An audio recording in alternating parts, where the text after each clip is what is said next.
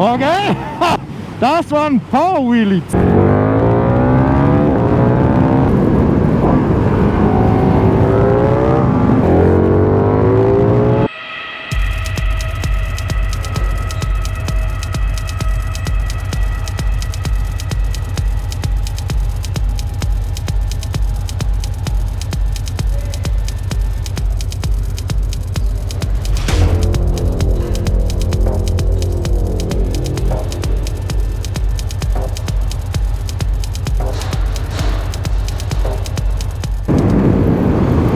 Boah, ja, ich sag, bessere Bremswirkung als die M1000XR. Also du musst sensibel am Gashahn sein. Das Bike schallert dich sonst schnell weg. Habt ihr gesehen? Lenker flattern auch. Das ist fast ein bisschen ungeil. Bin gespannt, was das Bike Topspeed kann und bin gespannt, ob wir es heute fahren können. Schaltautomatfehler. Also wie die elektronischen Helferchen hier arbeiten, finde ich persönlich nicht 100% optimal. Die elektronische Abstimmung, ich gebe echt eine 4 von 10. 40 wirst du geblitzt, kriegst einen Strafzettel, mit 34 nicht. Also brauchen wir einen Tempomat, der bei 30 funktioniert. Nein Leute, kein Witz, wenn ich mir ein Bike wünsche, mit dem ich jetzt ins Himmelsjoch eskaliere, ist es einfach genau meine Harley. Oh yes! Hallo und herzlich willkommen zu einem neuen Video Ready to Race. KTM 1390 Super Duke R. Jawohl, und zwar ich bin schon drauf und muss sagen, die Sitzposition, also man sitzt super kompakt. Also wo die Fußrasten sind, das ist Kniewinkel extrem. Auch hier Kupplungshebel ist extrem hart zu ziehen. Ihr kennt doch bestimmt diese Armklemmen. Es ist auf jeden Fall richtiges Workout. Schalten wir mal Tempomat ein. Ich habe es schon vergessen, plus minus, jawohl. Ready to Race trifft die Sitzposition auf jeden Fall. Also mehr Race, also wirklich deine Füße stehen quasi vom Winkel nicht nach unten, sondern sogar nach hinten. Beinschluss extrem krass. Und Motor, du spürst 2 riesen Zylinder, würde ich sagen. Sehr angenehm im Durchzug hier, aber 40 Rollen, zweiter Gang. Angenehm. Ich bin hier vor kurzem erst auf der M1000XR gesessen und ja, ich kann noch nicht sagen, welches Feeling besser ist. Kein Witz, Blinkerschalter. Das ist das Ding, worüber die Welt reden will, richtig? Aber der Blinkerschalter der 1390 Super Duke R ist der Wahnsinn. Ein ganz normaler Blinkerschalter. Du drückst drauf, du spürst wirklich das Gefühl. Er ist sofort aus, links, rechts, Ast rein. Genauso braucht man es, um nicht nachzudenken zu müssen beim Motorradfahren. Habe ich ausgeschalten, habe ich eingeschalten. Alles perfekt. So allgemein, was mir auffällt, ich sehe gerade, es ist Road-Modus an, Traktionskontrolle an, ja eh klar. Also das sieht mega ausgeräumt aus und im Verhältnis zur Super Adventure davor, ich hatte die Super Adventure S, ist das irgendwie klein, würde ich sagen. An der Stelle auch vielen Dank Motortreff Ballock hier in Holzkirchen für die Möglichkeit, die Probefahrt zu machen. Auf jeden Fall der KTM-Händler meines Vertrauens. Ja, es ist klein, aber alles, was wichtig ist, ist groß genug. Das heißt, kein Problem. Okay, zweiter Gang, 20 Maganet. Muss man im ersten bleiben. Ja, aber ich mag die Sitzposition. Also Oberkörper voll durchgestreckt, Arme gut durchgestreckt, Nackenwinkel gut, aufrechter als auf einem Mountainbike, würde ich sagen. Ja, zweiter 30 mag er auch nicht wirklich. Man spürt, dass die Zylinder kämpfen. Aber Durchzug sehr angenehm. Also wir werden es später eh noch sehen, wenn ich mal richtig am Hahn ziehe. Aber ich weiß schon jetzt, also vom Durchzug her, M1000XR oder die einfach subjektiv vom Gefühl auf jeden Fall die nehmen. Weil du spürst halt einfach die Zweizylinder und der Punch bisschen. Sehr, sehr nice. Ansonsten Optik, ich bin komplett angetan. Auch wie ich sie das erste Mal schon gesehen habe, deshalb musste ich sie unbedingt noch Probe fahren. Wo ich mir bei der M1000XR ja nicht sicher war, weil ich die S1000XR nicht so mag. Und die 1390 Super Duke, finde ich, sieht einfach grandios, mega geil aus. Da kann man einfach nichts sagen. Ich habe ja vorhin schon wieder die Zündung ausgemacht, einfach weil ich jetzt den Schaden mit Zündung anhab. Ich glaube auch vorne das Lichtspektakel. Das Lichtspektakel ist wirklich nice. Soundtechnisch habe ich auch schon wieder gehört. Wenn du Castech fährst, Leute, jetzt willst du nichts mehr anderes. Bin sehr gespannt, was sich so bei 8, 9, 10 abspielt.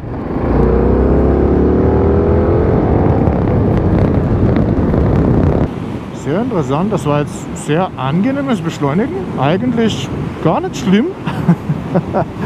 Ich warte noch irgendwie drauf, dass die 1390er Kubikzylinder komplett ballern. Aber ja, deshalb, also hat komplett angenehm gezogen hier. Was war das, dritte Gang wahrscheinlich? Windgeräusche auch bei 110 komplett nicht vorhanden auf meinem AJC RBR 70. Aber ja, es ist schon sehr spannend. Also das, was du unter deinem Arsch hast, wenn du ein Reise-Enduro-Moped fährst, ist schon komplett anders. Komplett. Boah, und ich glaube auch, die Bremsen sind abartig. Also was ja bei mir irgendwie für mich gefehlt hat bei der M1000 XR, hatte ich subjektiv wirklich nicht das Gefühl, dass das Ding maximal möglich bremst. Aber hier habe ich einfach jetzt beim Anbremsen schon gespürt, was das für ein mega Biss hat. Das ist wirklich, würde ich gern von irgendjemand anderem bestätigt haben. Also wenn ihr bei den Bikes gefahren seid, gebt mir bitte Bescheid.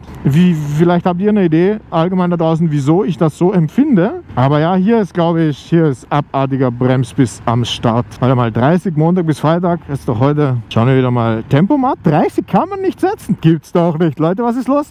Also kein Witz. Dank der Honda Africa Twin ist das jetzt immer bei meinen Review-Videos dabei. Kann ich einen Tempomat bei 30 setzen? Weil ich finde, es ist nicht schwerer als 30 zu fahren natürlich. Also zumindest auf 33, 34 will ich ein Tempomat setzen können. Und hier 40 ist die geringste Geschwindigkeit hier beim Tempomat, die man einstellen kann. Ja.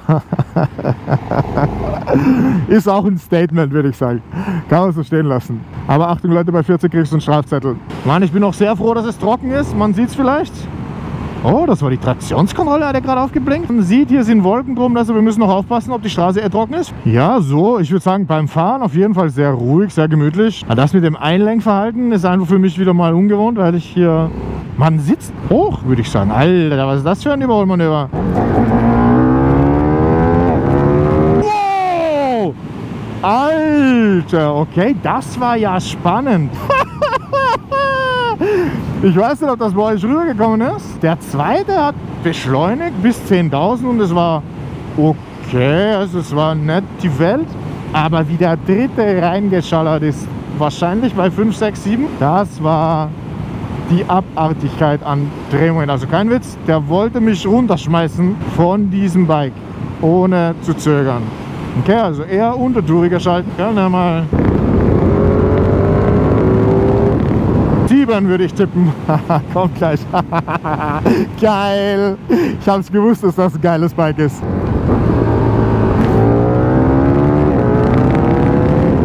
Ja, 7, 8, 9 sogar noch. Okay. Also ja, wenn du maximalen Punch haben willst, musst du 7, 8, 9 fahren. Dann bist du richtig dabei. Boah, ja. Du hast wirklich gespürt, wie er komplett ankert. Ich sag, bessere Bremswirkung als die M1000 XR. Ich finde, man sitzt super gut. Bei der M1000 XR habe ich ja gesagt, wie ein Schalensitz. Hier sitzt du einfach ganz normal auf einer Sitzbank. Du kannst entweder weiter hinter sitzen, mit der Ferse auf den Fußrasten ist das eigentlich ein entspannter Kniewinkel. Du kannst mit engem Beinschluss sitzen. Ganz normal, das sitzt angenehm. Die Bank ist auch nicht so hart wie bei der M1000 XR, das heißt, ich würde sagen, angenehm. Du kannst easy, angenehm Langstrecke fahren. Also die Sitzposition gefällt mir wirklich sehr. Also unteres Becken durchgestreckt, aufrecht. Du schaust hier gerade raus. Du sitzt wirklich mega geil. Wirklich mega geil. Lenker, visuell nicht so geil wie bei der M1000 XR, aber trotzdem mega hübsch und... Oh ja, das war ein guter Schlag. Also Fahrwerk ist auf jeden Fall auf der härteren Seite, obwohl wir hier im Road-Modus fahren, aber eigentlich weiß ich es doch schon. Bei KTM musst du in der Regel die Fahrmodi und das Fahrwerk musstest du bisher immer separat umstellen. Schauen wir mal rein. Boah, Junge, das Menü haut um. Okay, Sport. Okay, ja, deshalb. Track, nein, Track, kein Track, auf keinen Fall. Pro, okay, fuck, Pro, ganz viele Pros. Automatik. Rain, Komfort, Street, Sport, ja. Sport ist immer dreckshart, das weiß ich schon. Automatic hat bei mir nicht wirklich zufriedenstellend funktioniert. Deshalb, wir nehmen einfach Street, aber das waren echt viele Einstellungsmöglichkeiten. Das ist auch lustig. Sie stellen das Bike hin in Street, Gasannahme und in Sport, Fahrwerk. Okay. Wenn ihr das jetzt so richtig interpretiert habt, keine absolute Garantie darauf. Boah, ja. Also ich weiß nicht, ob das Ding einen Lenkungsdämpfer hat, das könnt ihr mir vielleicht sagen. Sehen durch keinen, aber wenn ich jetzt so gerade hart, also ich würde annehmen, bei dieser Leistung muss es einen haben, aber wenn ich so hart am Hahn gezogen habe, auch durch den Drehmoment-Punch, kriegst du eine leichte Unruhe in die Lenkung.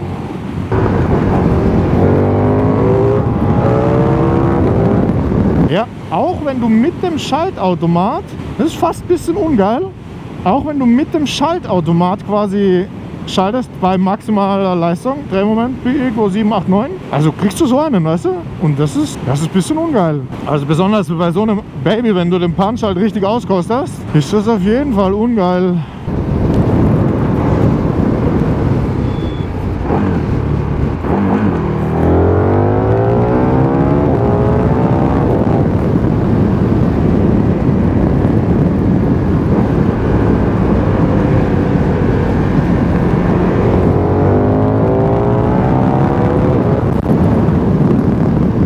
Also das ist wirklich für mich 2024 Kaufargument für Motorräder, ist ab jetzt immer Blinkerschalter.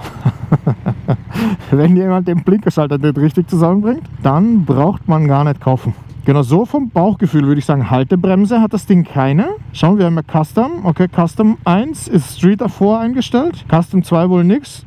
Könnte man Dämpfung einstellen, wäre auf jeden Fall geil. Wir können ja schauen, ob wir das auf die Schnelle hinkriegen. Schnellauswahl, C2-Navigation hat ja das Ding. Fahrmodus, nee, Schlupfregelung, nee, Ansprech, Motorbremse, nee, Motorbremse, okay, Anti-Wheelie, ABS, Traktionskontrolle, Dämpfung. Yes, siehst du, habe ich das gleich gut eingestellt. Das ist nämlich echt nice, jetzt hast du 1 zumindest Fahrmodus, wenn du schnell auf Sport wechseln willst. Aber du musst halt 2 immer noch auf Dämpfung umstellen. Aber ja, damit kann man leben. Auf den zweiten, so im Stop and Go, brauchst du nicht fahren. Ich weiß nicht, ob das rüberkommt, aber es ruckelt. Also von 20 bis 30 ist jetzt nicht so schlimm. Aber musst du einfach im ersten bleiben. Meine Güte, hier ist was los. 11 Uhr, Bad Tölz. Alles Tölzer Kennzeichen. Wo fährt man denn hin um 11? Ganz wichtig, ich wollte das schon immer mal sagen. Wenn ihr ein Bike fährt, das ihr noch nie gefahren seid, gibt es 2 Sachen, die absolut super wichtig sind. Warnblinkanlage, okay. Und noch die Frage zu klären, hat das Bike Traktionskontrolle und oder ABS? Das sind die 2 wichtigen Sachen. Ihr fahrt ein neues Bike, das ihr noch nie gefahren seid, 2 Fragen zu klären. Nummer 1, wo ist die Warnblinkanlage? Einfach so, man weiß nie, was kommt, Leute. Und Warnblinkanlage ist safe, auch Stauende und alles. Und die zweite Frage, hat das Ding Traktionskontrolle und oder ABS? Okay, aber ich muss sagen, so vom Reinlegen und so vom Wohlfühlgefühl ist das direkt voll am Start. Mann, hübscher Wagen. Naja, ist schon wieder nicht. Ich glaube, das sind 1, 2 Regentropfen auf meinem Visier. Also ich finde, der Sound, so 7, 8, 9 ist schon geil. Untenrum ist auch so. Wenn du eine Harley fährst, ist das kein Sound. Vollkommen verrückt. Also jeder, der einfach einen guten Sporttourer haben will, mit anständig Sound, holt euch eine Panamerika. Ich sag's euch, ohne irgendwie an dieser Aussage zu zweifeln, das ist das geilste Bike, das es aktuell gibt, um einfach auch einen geilen Sound zu haben. Meine Güte, aber das ist mal eine Anlage.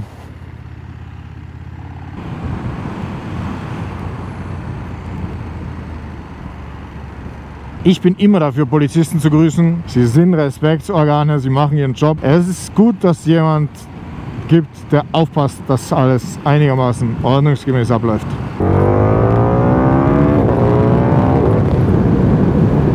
Also kein Witz, ich freue mich mega auf den Bremstest. Ich sage euch, der wird abartig. Soll man sich fragen, wieso ich hier 70 bei 100 fahre, wenn da vorne ein VW-Bus fährt? I don't know, schreibt es gerne in die Kommentare. Also es muss der Reifen sein. Ich kann es mir nicht anders erklären. Wieso dieses Bike so geil bremst, es muss der Reifen sein. Und ich schaue danach auf den Reifen. Danach schaue ich, was M1000XR für eine Standardbereifung hat. Und das schreibe ich euch jetzt hier hin. Dann vergleichen wir. Wow, abgehoben, Alter. Kein Witz, da war nur eine leichte Bodenwelle. Aber das Ding ist abgehoben. Aber so allgemein die Übersicht von diesem Display hier finde ich mega, mega sympathisch. Diese 4 Punkte hier unten kannst du custommäßig einstellen. Und darüber siehst du halt links hier Fahrmodus und rechts Dämpfungsmodus. Und ja, beide Street ist auf jeden Fall eigentlich auf der In-Ordnung-Version. Wir können ja auch mal einfach Fahrmodus Sport reinhauen. Aber hier mit gewisser Feuchtigkeit.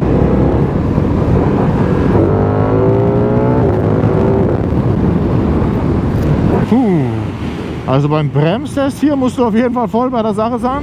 Und ich würde sagen, wenn du so ein bisschen abwesend bist, kann ich das Ding schon in den Jordan schießen. Wahnsinn, ja, noch ein Blitzer. Ich glaube, die haben hier einfach Urlaubssaison.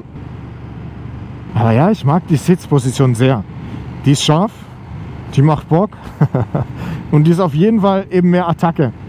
Die M1000X hat ja auch eine eher tourige, komfortable Sitzposition, aber hier spürst du Naked Bike eben auch besser als Race Bike. Ich finde Naked Bike, also da wie ein Mountainbike, ist es die perfekte Sitzhaltung.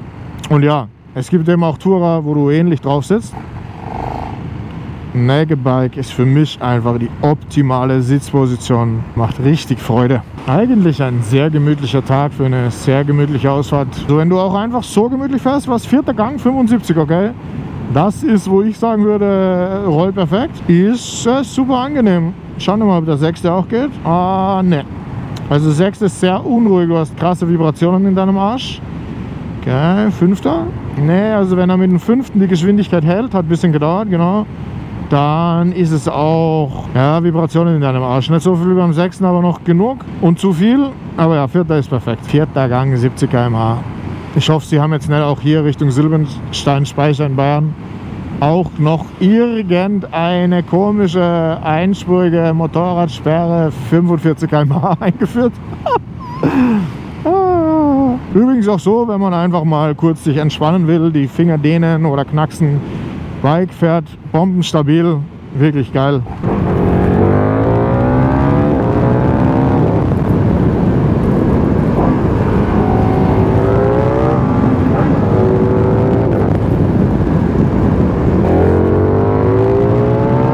Der Sound ist sehr geil.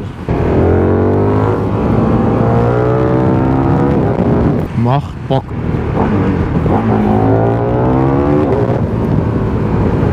Also es fühlt sich fast so an, als ob mit Schaltautomat er zwischen 2. und 3. irgendwas komisch macht kurz.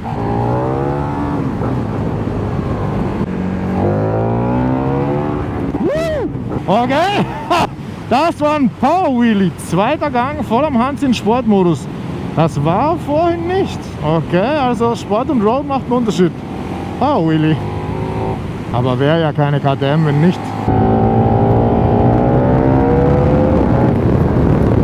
Also auch 100 zu fahren im 6. Gang hat Unruhe im Bike. Das ist merkwürdig, aber ich finde auch Gänge sind was man manchmal irgendwie als ein Muster in seinem Kopf eingespeichert hat, was kein Schwein irgendwie braucht. Dementsprechend, ja, Verbrauch und so, aber das ist ein Zweizylinder KTM, der wird nicht so viel brauchen. Man kann ja auch 5 auf 100 fahren, aber ich hatte auch meine Probleme mit solchen Entscheidungen und kann verstehen, wenn das jemand abschreckt. Finde ich auch sehr interessant, hätte ich nicht damit gerechnet. Mit jedem Bike kann man im 6. Gang 100 fahren. Aber so ist sie wirklich sehr leichtgängig.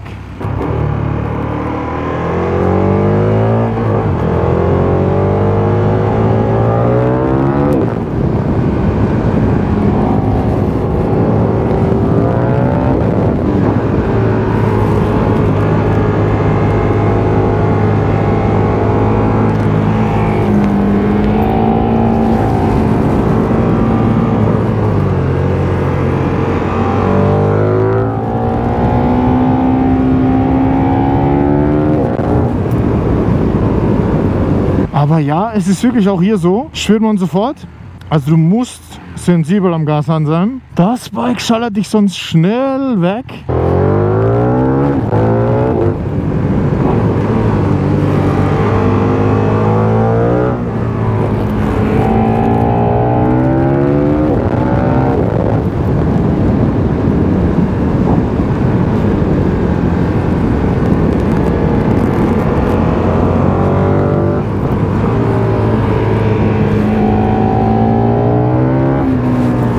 Auch so im Sportmodus, man spürt schon, Anbremsen, Hinterrad schmiert. Ja, hätte ich genommen, wenn keine Fahrradfahrer da wären. Also die Bremse ist bissig, die Gasannahme ist sehr bissig. Also Sportmodus verlangt dem Fahrer definitiv was ab, auch definitiv mehr als bei BMW. Und die 200 PS sind auch auf jeden Fall eine perversere Entfaltung, nicht? Das ist einfach mal als bei der BMW. Also das ist schon Wumms Deluxe. Beim Anbremsen lasst er dir auch Freiheit, was schon ist, das Hinterrad schmiert. Beim Vorderrad beißt es richtig. Und beides in Kombination kann zu unerwünschten Side-Effects führen.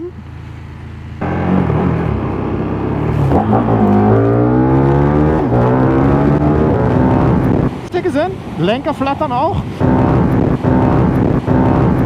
Keine Ahnung, hat das Ding echt keinen Lenkungsdämpfer? Also lässt echt vermuten, also das sind ungute Situationen hier, weil das Bike so viel Power hat. Und wenn du einfach, so wie ich, einfach immer das Maximum rausziehst aus diesem Gashahn und dem Drehmoment und der Leistung, dann musst du super schnell vom Gas zurückgehen und kannst potenziell hart verkacken. Genießen wir noch ein bisschen.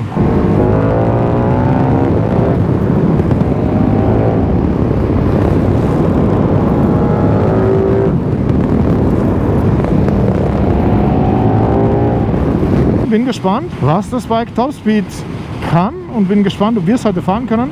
Echt viel Verkehr auf der Autobahn.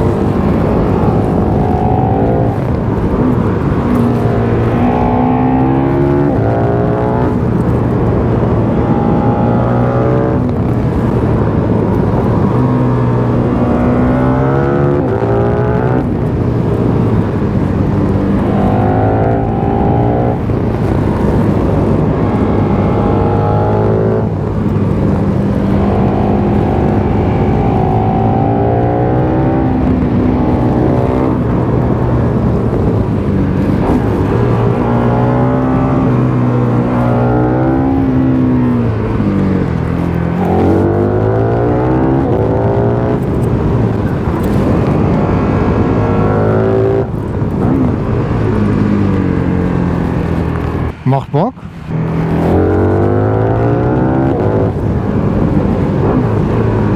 Also irgendwas ist spannend. Es ist nämlich mehr der dritte Gang, der richtig hart schallert. Aber es ist nicht der erste und der zweite. Gutes Umdrehungen. Juhu!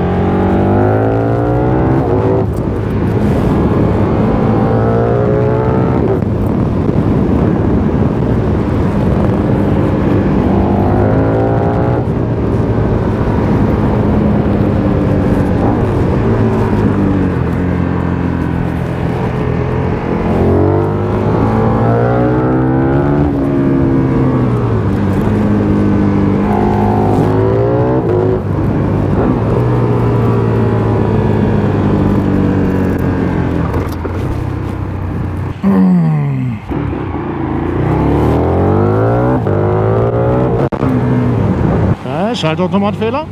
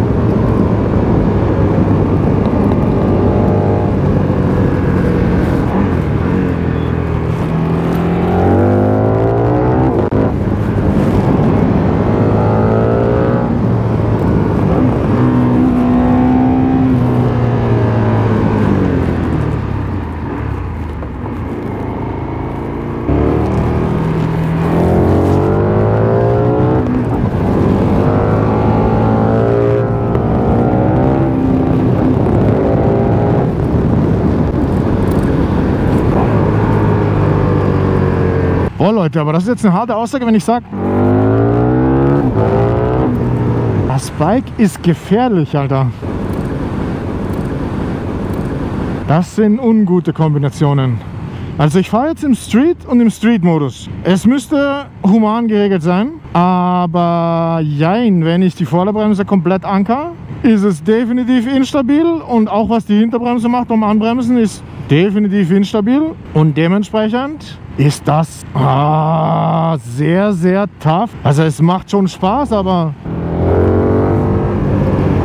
ob es Spaß macht oder nicht. Also es ist schon eine tolle Erfahrung, diese Probefahrt zu machen.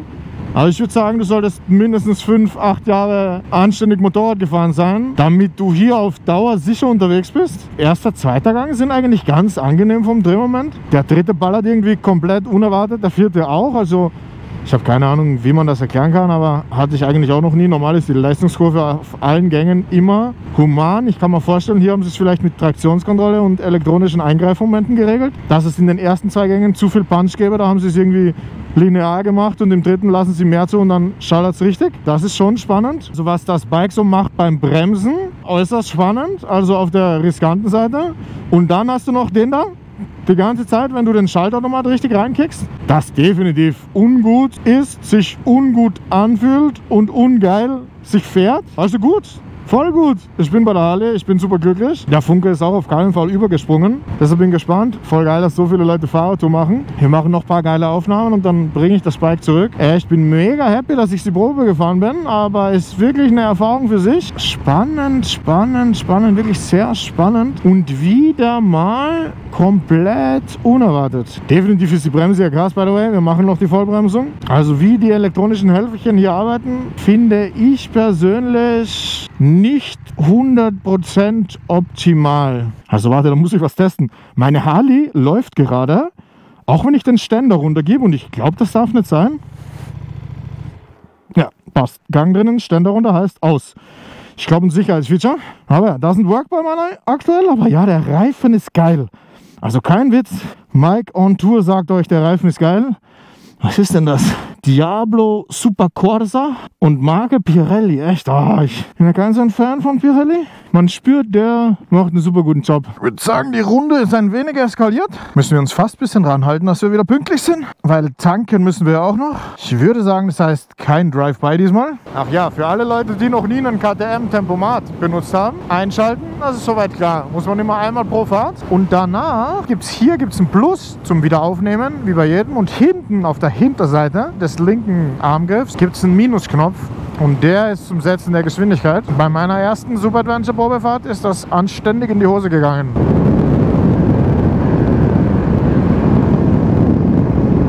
So rauf und runter schalten, für den Schaltautomat kein Problem. Nur was auf jeden Fall eben so ist, bei maximaler Last hast du einen Punch. Der Punch geht eher in die Richtung ungeil, weil er zu punchig ist, hätte ich gesagt. Der Punch von 1 auf 2 auf 3, das war alles geil vorhin. Aber ich weiß noch nicht, unter gewissen Situationen ist der Punch ungeil. Auto überholt, was los? Er hat mich gesehen. Sehr nice. Ach stimmt, hinter mir ist keiner. Das heißt Bremstest als nächstes. Wow, Junge, Alter. Okay, kein Witz. Ich habe aufgemacht, weil der Arsch so komisch rumgeschmiert hat, dass ich mir Sorgen gemacht habe. Boah. Okay. Also gefühlt hörst du es und du spürst es, wie sich der Gummi mit dem Boden vereinigt.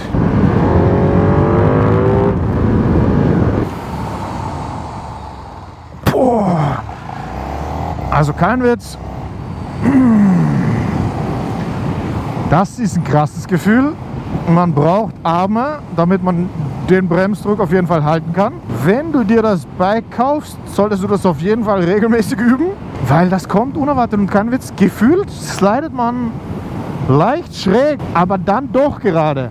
Also das Hinterrad kommt irgendwie schräg, es macht auch ein bisschen so Sachen, aber es stabilisiert sich dann, so dass du gefühlt Supermoto-Style leicht schräg anbremst.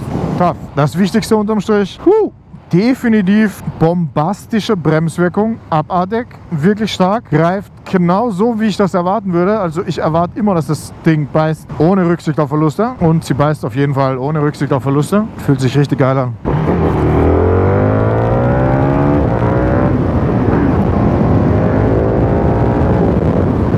Ich sehe schon, wir fahren nachher 0 Kilometer, 35 Kilometer haben wir noch Reserve. Wir schauen, was rauszuholen ist und dann machen wir das Ding auf jeden Fall voll. Die Optik ist mega. Und ja, man muss glaube ich auch sagen, hier haben sie es gelöst.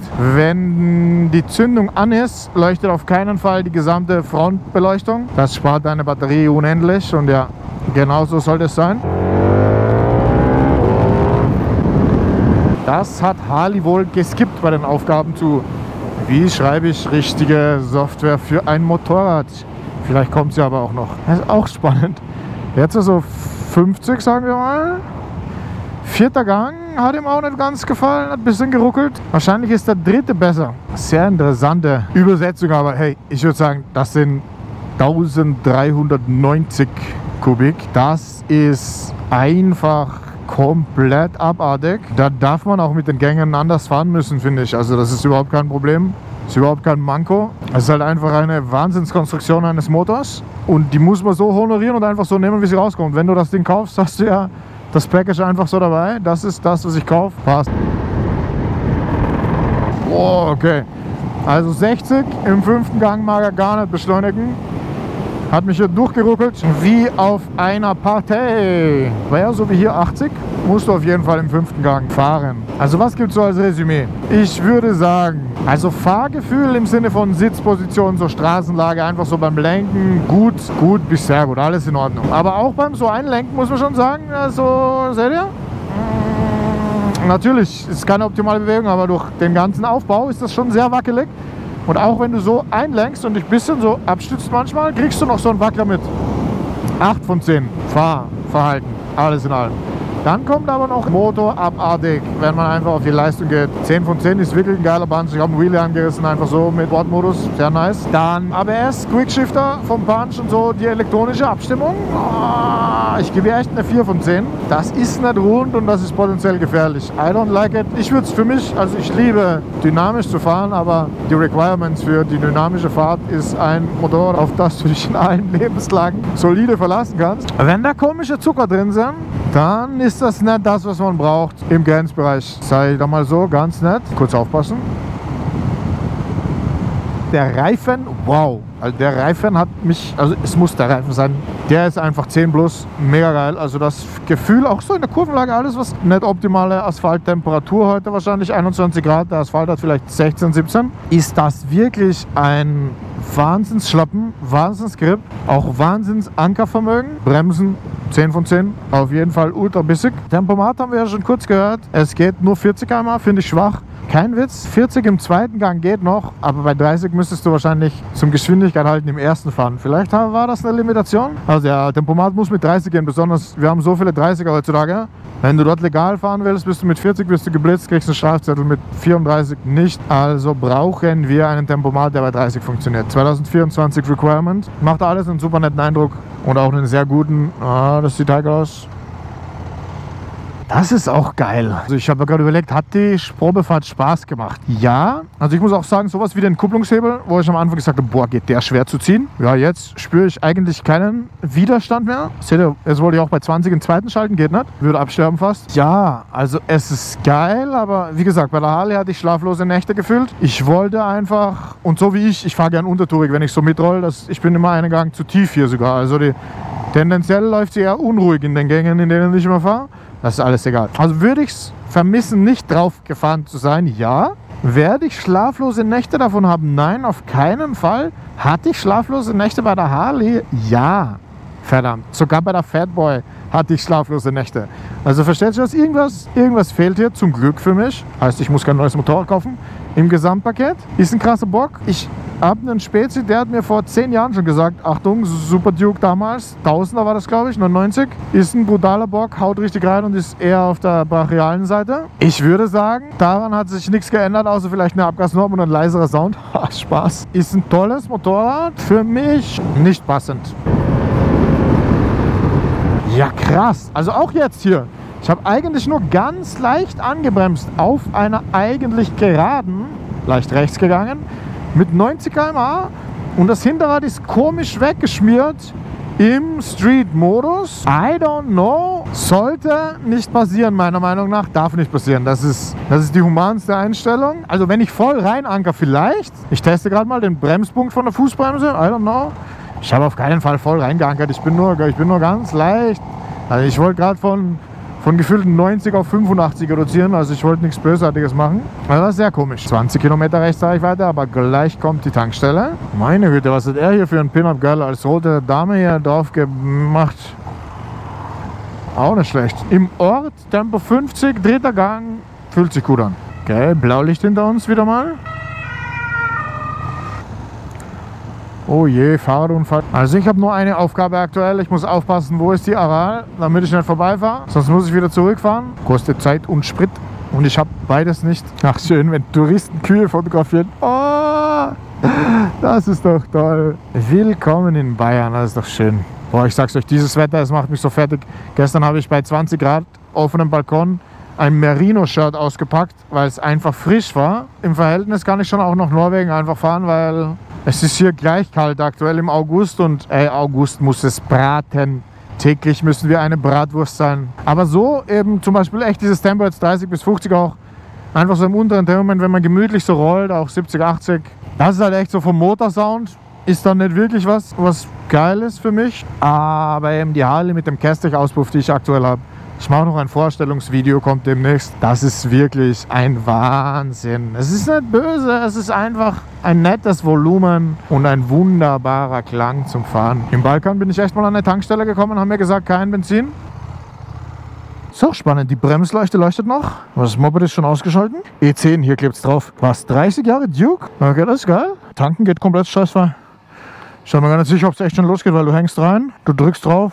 Es läuft. Vielleicht hat man Sachen wieder verbessert. Aber es ist ja auch kein Adventure-Bike. Vielleicht geht es da einfacher. Einmal voll getankt. Hoppala. Echt von der Fußraste abgerutscht. Leck mich am Arsch. Aber hier auch. Ich bin es echt gewohnt vom Adventure-Bike einfach über die Fußraste aufzusteigen. Aber hier ist man auch so niedrig eigentlich. Man kann einfach so drüber steigen. Aber der Ständer auch geil. Bombenfest, stabil. Also ja, dritter 40 auch wieder zu schwer. Hat geruckelt. Ab 50 ist am Start. Ich freue mich auch, wenn das jetzt mit den Probefahrten mal ein bisschen ruhiger wird. Hab keinen Bock mehr, will einfach gemütlich mit meinem Bike fahren. Jawohl. Und es ist so schön, ich fahre ja auch voll gern Fahrrad. Ich überlege, ob ich diesen Sommer noch mit dem Fahrrad von München nach Hamburg fahre. Einfach entspannt, irgendwie 10 Tage, 100 Kilometer pro Tag. An die Nordsee war ich noch nie, gibt es Familienfreunde, wären nett, die zu besuchen. 16.000 Kilometer am Anfang der Saison mal abzuspulen, ist Arbeit, Leute, ist Arbeit.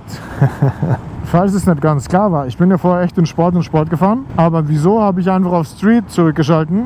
Die Sportschaltung, also hier Sportgasannahme, Sportdämpfung war einfach zu hart, aber auch, man muss ja immer wissen, elektronische Sicherheitshelfersysteme sind ja an den Fahrmodus gekoppelt. Also wenn ich auf Sport bin, bin ich mir sicher, ist ABS vorne und hinten noch aggressiver, die Gasannahme auch noch brutaler und dementsprechend der Schlenker auch noch brutaler. Und es ist ja nicht mein Bike und ich möchte das Bike auch wieder gut nach Hause bringen und es ist ein tolles Bike. Dieses Level gibt mir auf jeden Fall das Gefühl, auf der sicheren Seite zu sein. Und man will es ja nicht übertreiben bei der Probefahrt und beim Einfahren eines neuen Fahrzeugs. Also ich würde sagen, das Bike macht auf jeden Fall Spaß. Wahrscheinlich ist der Grenzbereich einfach größer definiert.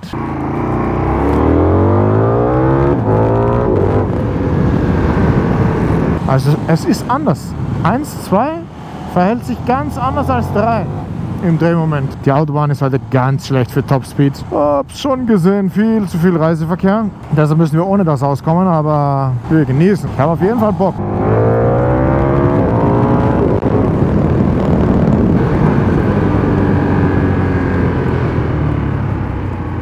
Zweiter 34 hat gerade geruckelt, ich sag's euch.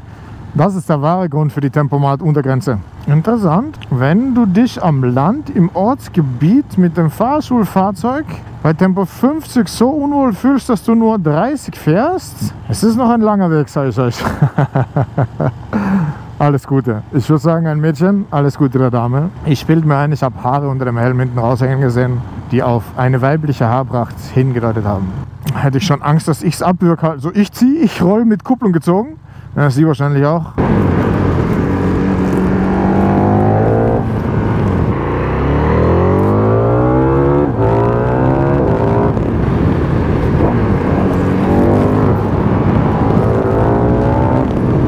Also ein bisschen bollern könnte der Auspuff schon.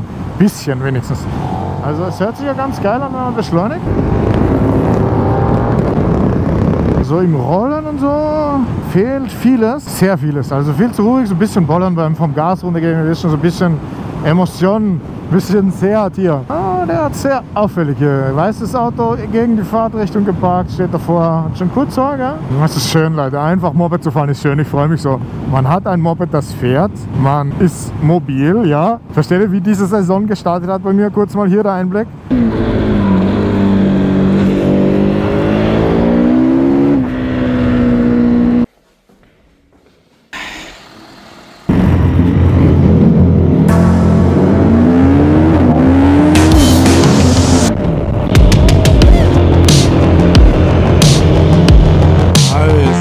Gangzeige rechts oben, Motorkontrollleuchter, ACC auch wieder da, MTC dabei, Geschwindigkeitsregelung.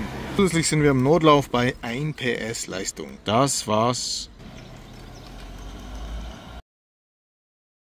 Verdammt nochmal, ich sitze hier auf einem Moped, ich habe ein Moped, beide fahren, es ist geil. Das Leben ist schön. Danke. Ich bin einfach sehr, sehr dankbar dafür. Das sieht aber auch sehr suspekt aus. Bahnübergang oder was? Also Schalten geht perfekt, das Gefühl ist super, auch dass du den Leerlauf drin hast. Ist ein super Feedback. Schön aufgeräumtes Cockpit. Ich mag weniger Knöpfe, ich mag auch die Farben und die Anordnung der Knöpfe bei KTM sehr. Finde ich super sympathisch, super nett, super hübsch, super klar, gut verständlich. Aber ja, ich muss echt sagen, der Hebel, also ist ein gutes Unterarmtraining. Ich kann mir vorstellen, ja, wenn du einfach mal eine 300 Kilometer Bergpasstour machst, zieht es hier Gras im Unterarm beim ersten Mal. Aber danach bist du einfach eine Maschine. Viel zu ruhig. Es ist viel zu ruhig. 200 PS im ersten Gang sollten dich aus der Dimension blasen. Tun sie aber gar nicht. Es ist einfach ganz normal. Und Traktionskontrolle, ich habe aufgepasst diesmal, hat nur kurz aufgeblitzt während dem Schalten. Da vorne, also wo ist der Wumms? Wo ist die Leistung?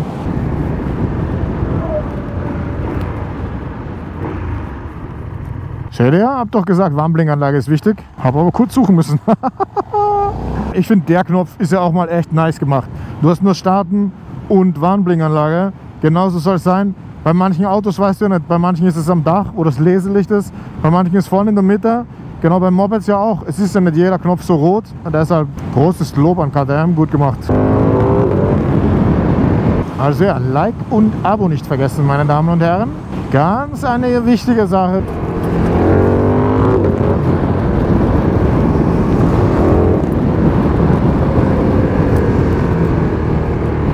Ja, die Bremse, also kein Witz, die Bremse macht mich glücklich. Ja, die Bremse, wenn man richtig durchzieht, eskaliert, aber so einfach, so vom Ansprechverhalten, super sanft, super präzise, super genau.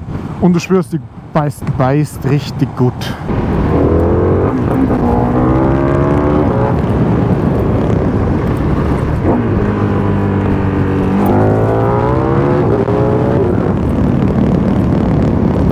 Also auch hier, das war gerade ungeil.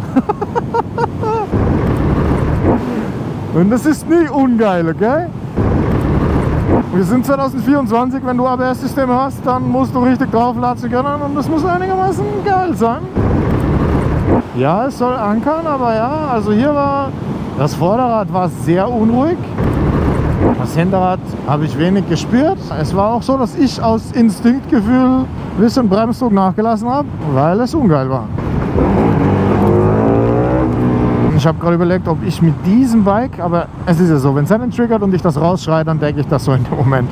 Habe ich bei dem Bike auch Bock auf Stimulus zu fahren jetzt? Ne.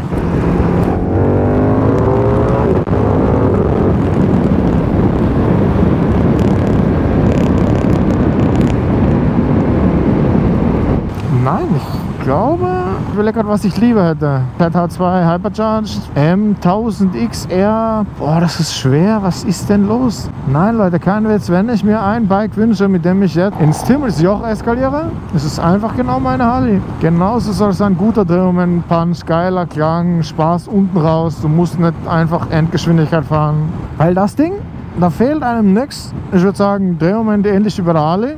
Gerne hier für euch. Du fährst gut, du fährst dynamisch, das macht Bock. Und du kannst auch untenrum Spaß haben. Also bei der M1000XR habe ich kritisiert, hey Leute, du musst einfach wegen dem Drehmoment und dem Punch, du bist immer illegal unterwegs, wenn du die Leistung ausnutzt vom Drehmomentband. Statistisch bewiesen. Hier kannst du einfach auch im unteren Drehzahlband Spaß haben. So soll es ja wirklich auch sein. Wieder Blitzer. Was ist hier? Blitzermarathon aktuell in Bayern? Das ist Blitzer Nummer 3 heute, den ich sehe. Zum Glück ist so viel Verkehr, man kann nicht viel schneller fahren. Diese Sachen, die ich hier so gespürt habe mit ABS und Schaltautomat und Lenkerreißen, die würde ich sagen, sind für mich so gravierend ungeil, dass ich es tendenziell einfach empfehlen würde, nicht zu fahren. Nein, dass ich es tendenziell einfach nicht fahren wollen würde ein ganzes Wochenende. Weil, wenn ich dort Dimmelsjoch und die Aufenpass und diese Ecke da rumfahre, dann habe ich schon Spaß und du bremst oft hart an und kann ungeil werden. Braucht man nicht, braucht man nicht, braucht man nicht. Wenn elektronische Helferchen, dann muss man sich darauf verlassen können. Aber das ist ja eine sehr interessante Frage. Bei elektronischen Helferchen würdet ihr sagen, lieber ein bisschen weniger Bremswirkung, dafür perfekt stabileres Bike? Oder es darf ruhig eskalieren und darf dir ruhig zeigen, wie es abgeht? Weil dafür ist es da.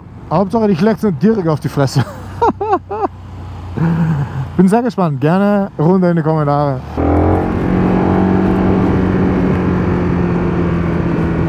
Auch so vom Reinlegen ist das für mich nahezu ein ungewohnter Winkel.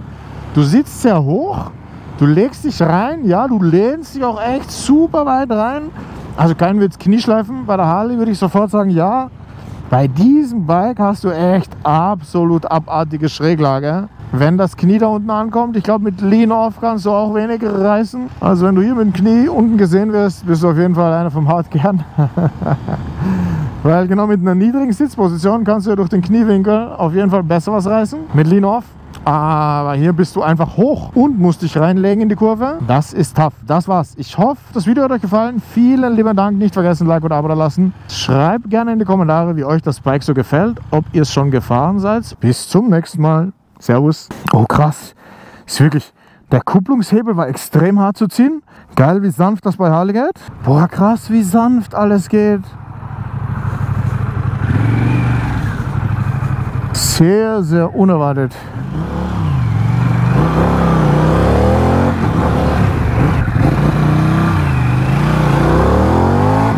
Echt krass, Leute.